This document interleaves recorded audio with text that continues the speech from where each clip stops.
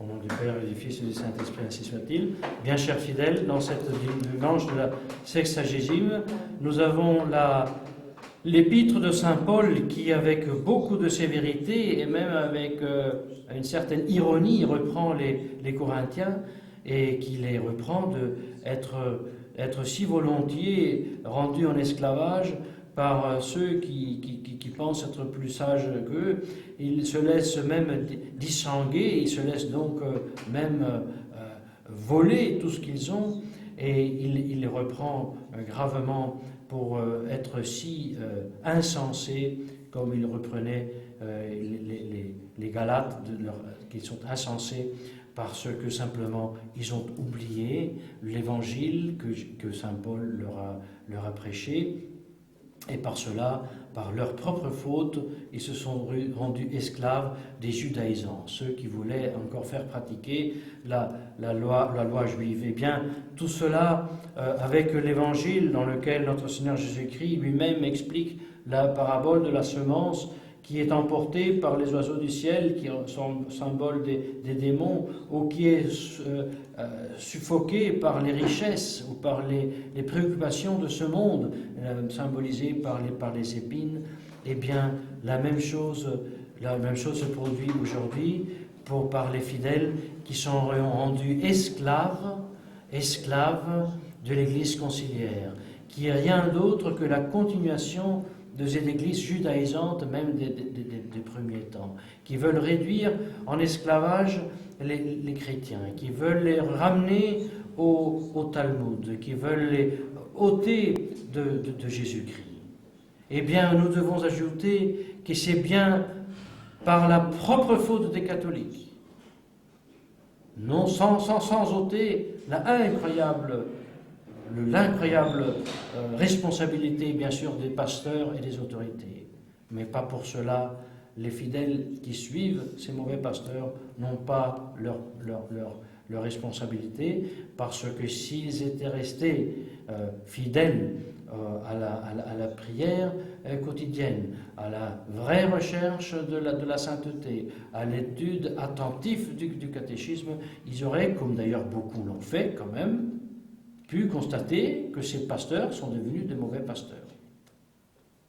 Et voilà pourquoi nous donc demandons à la très Sainte Vierge Marie de nous obtenir la grâce pendant ce temps de carême, ou dans la préparation de ce temps de carême, de nous juger, d'aller faire un examen de conscience extrêmement sévère avec nous-mêmes, comme si nous étions devant saint Paul et nous devions sentir, écouter, adresser à nous-mêmes ces reproches qu'il fait aux Corinthiens. Et à ce propos, quand même, justement parce que nous ne voulons pas être rendus esclaves de la nouvelle Église conciliaire, nous sentons donc en devoir de répondre à l'objection, à l'accuse que nous vient faite depuis plusieurs semaines. Alors la dernière était que donc les sédévacantistes ont un problème de fond. Les sédévacantistes, ils donnent trop d'importance au problème de l'infaillibilité pontificale. Alors je veux répondre à cette objection en disant, il est vrai, le mystère de la Sainte Trinité, le mystère de l'incarnation, ces mystères, bien sûr, sont bien supérieurs et plus importants que celui de l'infaillibilité pontificale. Mais chaque chose a son temps. Et comme il est vrai que le salut de l'âme est plus important de la santé du corps, ça c'est très vrai. Mais là aussi, chaque chose en son temps.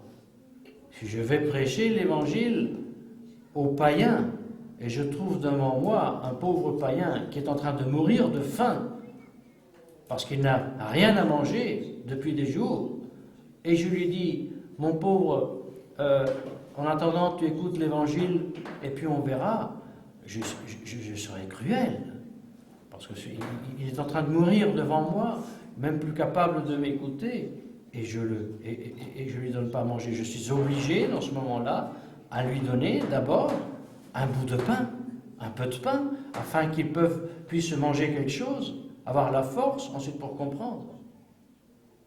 De même, il est vrai que le problème de l'infabilité est mineur à la grandeur le dogme de l'infabilité est mineur au dogme de la Sainte Trinité.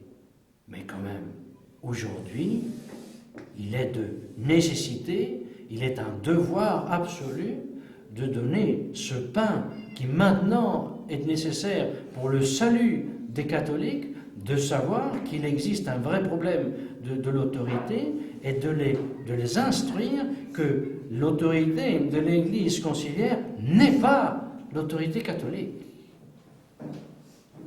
Se taire là-dessus et simplement dire ne parlons pas de ces choses parce que la Sainte Trinité c'est le plus important, c'est très grave, c'est une mission grave du devoir du pasteur.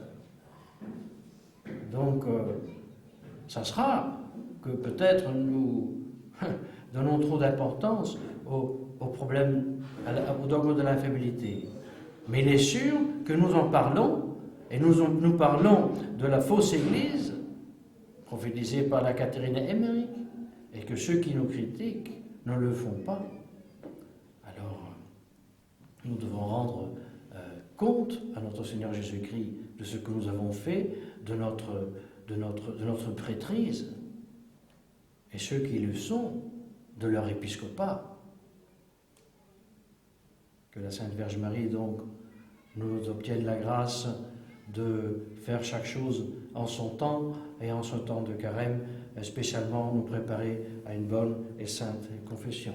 Au nom du Père, du Fils et du Saint-Esprit, ainsi soit-il.